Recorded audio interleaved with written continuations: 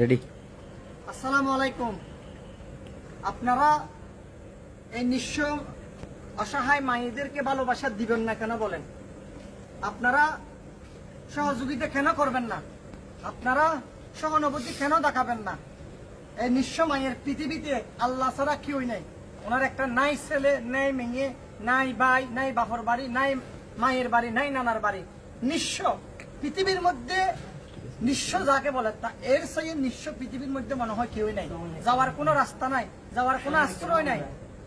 এই মায়েদের জন্য আপনাদের ভালোবাসা, এই মায়েদের জন্য আপনাদের সহানুভূতি, এই দুঃখিনী মায়েদের জন্য আপনাদের সহযোগিতা কেন করবেন না বলেন? দয়া করে আজকে যারা আমার এই লাইভটি দেখতে পাচ্ছেন, আমার এই দুঃখিনী মায়ের চেহারার দিকে তাকাইয়া, আমার 85 জন নিঃস্ব মায়েদের দিকে তাকাইয়ে, বাবাদের দিকে তাকাইয়ে আপনারা লাইভটি শেয়ার করে দিবেন। কোন একজন লাইভটি শোনা যাচ্ছে কিনা একটু কমেন্ট করে জানাবেন। আমাদের সাউন্ডটি শোনা যাচ্ছে কিনা দয়া করে একটু জানাবেন। আমাদের সাউন্ডটি শোনা যাচ্ছে কিনা একটু কমেন্ট করে জানাবেন।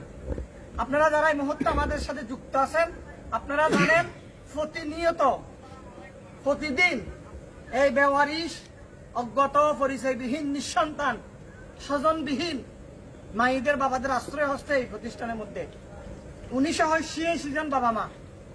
এই মানুষগুলোকে যদি 3 বেলা খাবার দিতে হয়, আপনাদের নিশ্চয় সহযোগিতা দরকার। আপনাদের সহযোগিতা ছাড়া এই নিঃস্ব বেওয়ারিশ মৃত্যু পথযাত্রী মানুষগুলোর সেবা করা আমাদের জন্য কঠিন হয়ে যাবে। আপনারা নিশ্চয়ই এই লাইভটি শেয়ার করে দিবেন। বেওয়ারিশ মানব সেবা বৃদ্ধাশ্রম ফেসবুক পেজটি ফলো করবেন। উনি দীর্ঘদিন ধরে বন্দর, বিশ্ব রোড, নিমতলা এলাকায় থাকতো। হাজি খরাতি মিয়ার বাড়ি দীর্ঘদিন ধরে ছিল। ওনার লতে যখন শক্তি ছিল, কাজ কাম করত। এখন কাজ কাম করার শক্তি হারিয়ে ফেলছে। এখন অসল হয়ে গেছে, অকেজু হয়ে গেছে। আর নিজের কামাই নিজে করে খেতে পারে না। ভিক্ষে করে খাওয়ার কোনো সামর্থ্য নাই। ভিক্ষে করে খেতে হলে একটা বারাগর লাগবে। উনি তো ভিক্ষে করে খাটারও শক্তি নাই। উনি ভিক্ষে কেমনে করবে?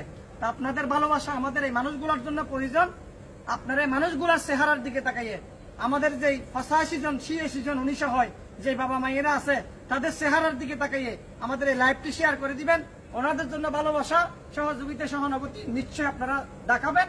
এই মানুষগুলো ভালো থাকলে আল্লাহ আপনাদেরকে ভালো লাগবে। আপনাদের উসিলে, আপনাদের ভালোবাসায়, আপনাদের সহযোগিতায় যদি এই নিঃস্ব মানুষগুলো ভালো থাকে, এ মায়ের যাওয়ার কোনো রাস্তা নাই। রাখার কে লাগবে কার খবর? এই মানবিক মানুষগুলা অন্তত থানা থেকে জিডি নিয়ে, আমাদের এখানে আসতে হলে থানার জিডি লাগবে। থানা থেকে জিডি নিয়ে আমাদের এই বেওয়ারিশ মানব সেবা বৃদ্ধাশ্রম পর্যন্ত পৌঁছায় দিছে। ওনারা মানবিকতার পরিচয় দিছে।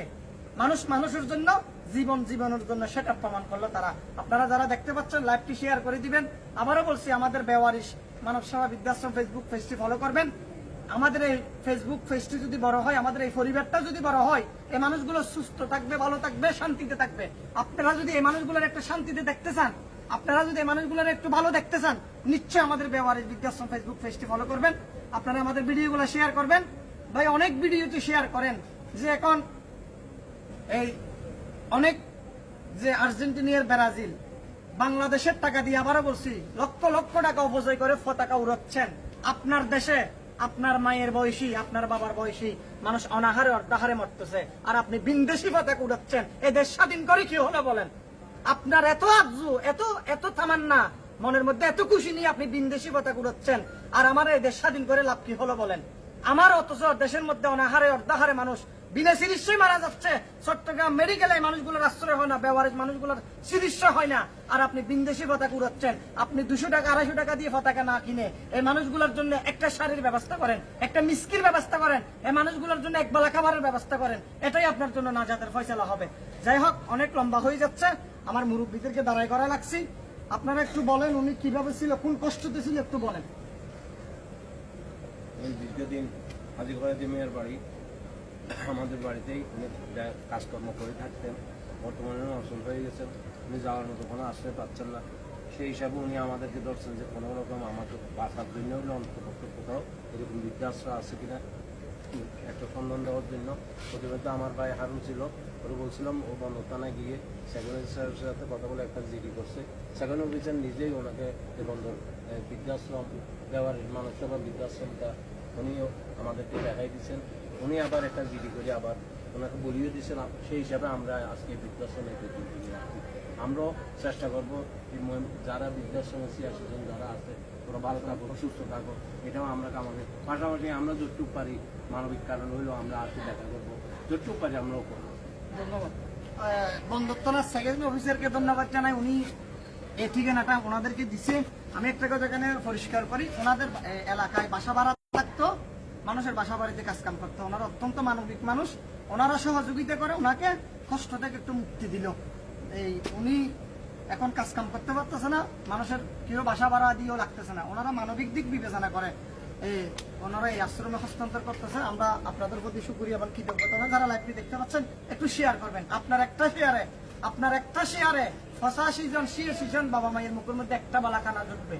আপনি চান না আপনার একটু শেয়ারে, আপনার একটু আঙ্গুলের সাবে যদি 86 জন মানুষের মুখের মধ্যে এক বালা ডাল ভাত জুটে, এটাই তো কিয়ামতের দিন আল্লাহর কাছে বলতে পারবেন।